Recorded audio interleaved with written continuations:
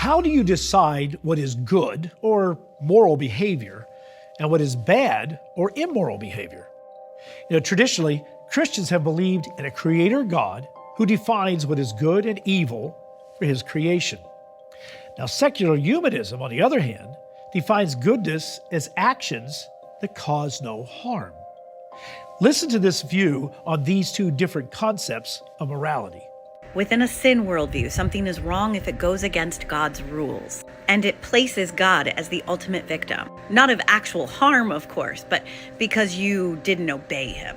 And I reject the idea that obedience is a moral good. See, my morality isn't about obedience. It's about harm done to other people around me. We'd probably both agree that killing is wrong. But see, I think it's wrong because it harms someone else, another human being on this horizontal scale. But you think it's wrong because God told us not to do it. And that's why I say I'm not a sinner. Because though I have done harm before, the victims were other humans. And my responsibility lay with making things right with them. God has never been a victim.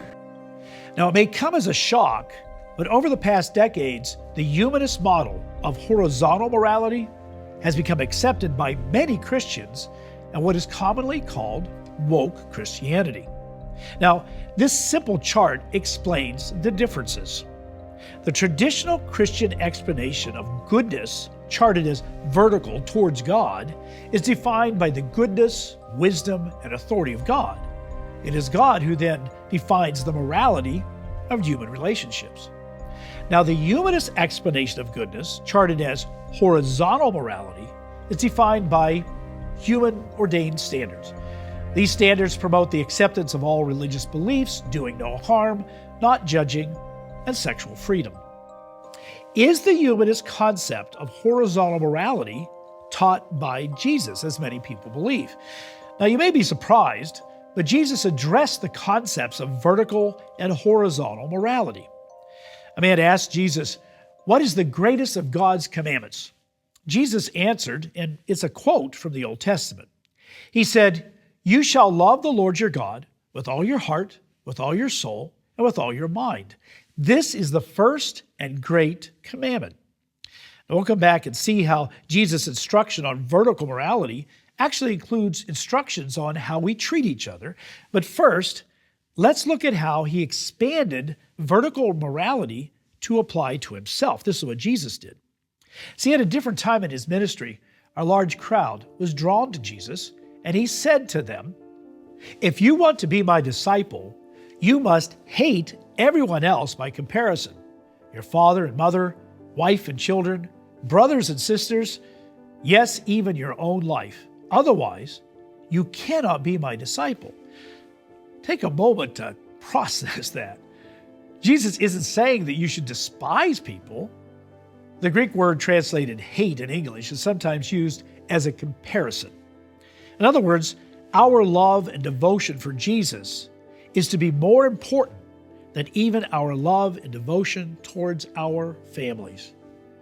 Now, how could Jesus make this kind of statement? Well, listen to another teaching of Jesus. He said, "For I have not spoken on my own authority, but the Father who sent me gave me a command, what I should say and what I should speak." He claims to be the spokesman of God. He also claimed throughout his ministry to be the Son of God.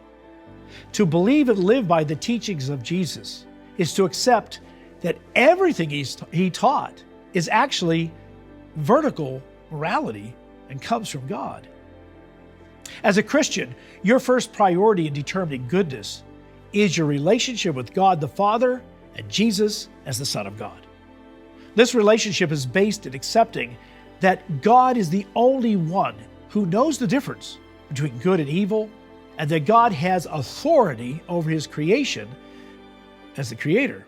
Now, I know a secular humanist will say at this point, this is why there may be some good to the teachings of Jesus, but he can't be accepted as a truly enlightened teacher or a divine person.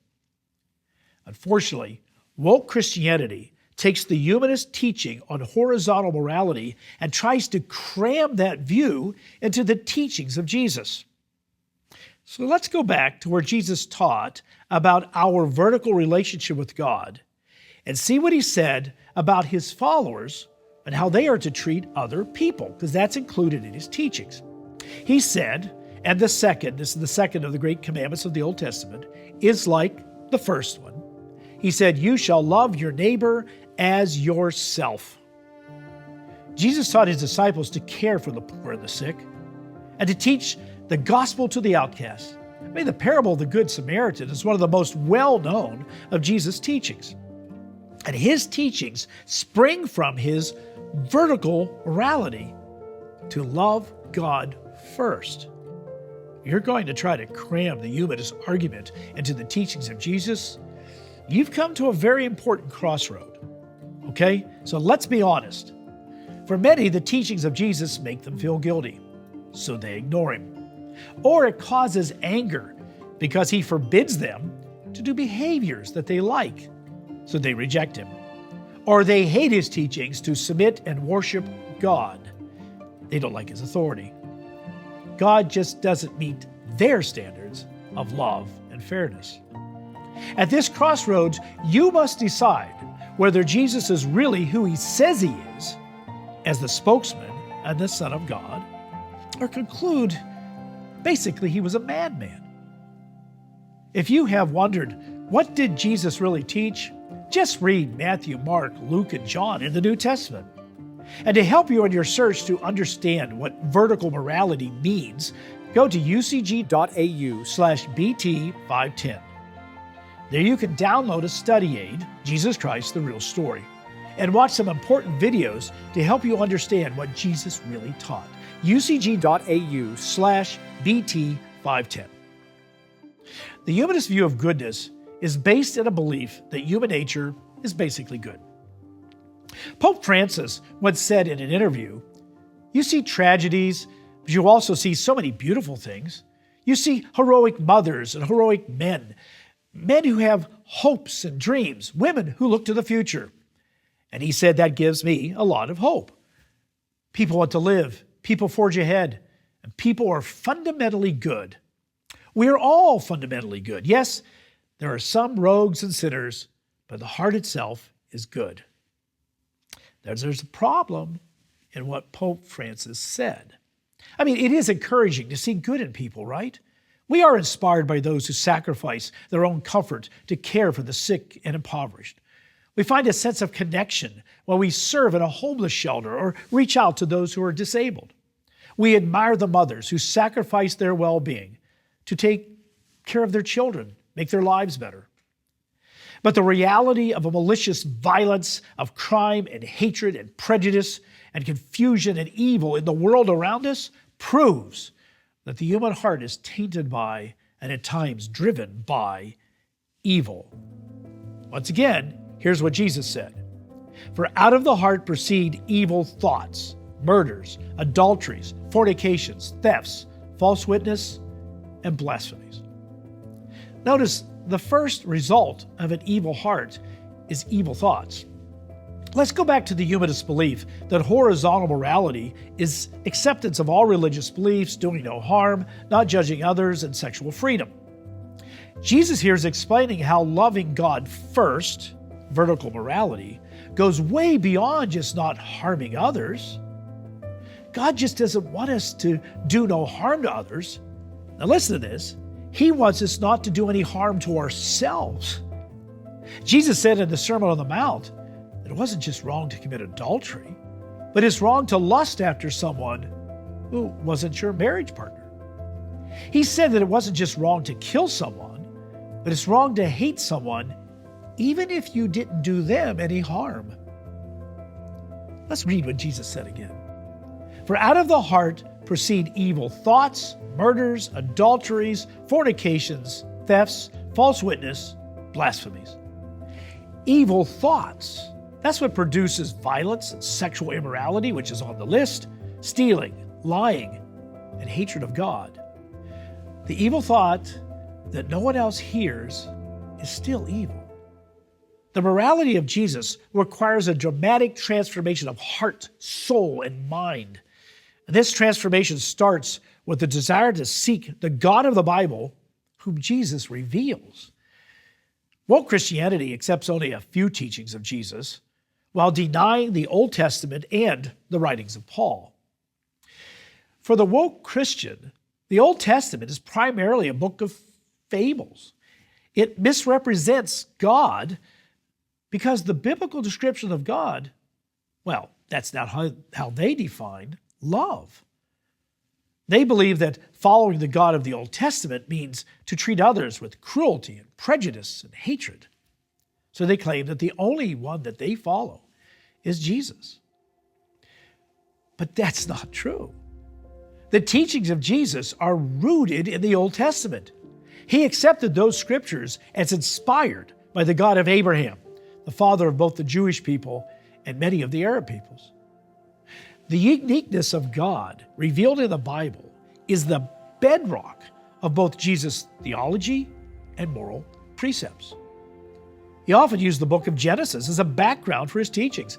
For Jesus, Adam and Eve and their sons Abel and Cain, Noah, King David, and the people of Sodom whom God killed are all historical facts.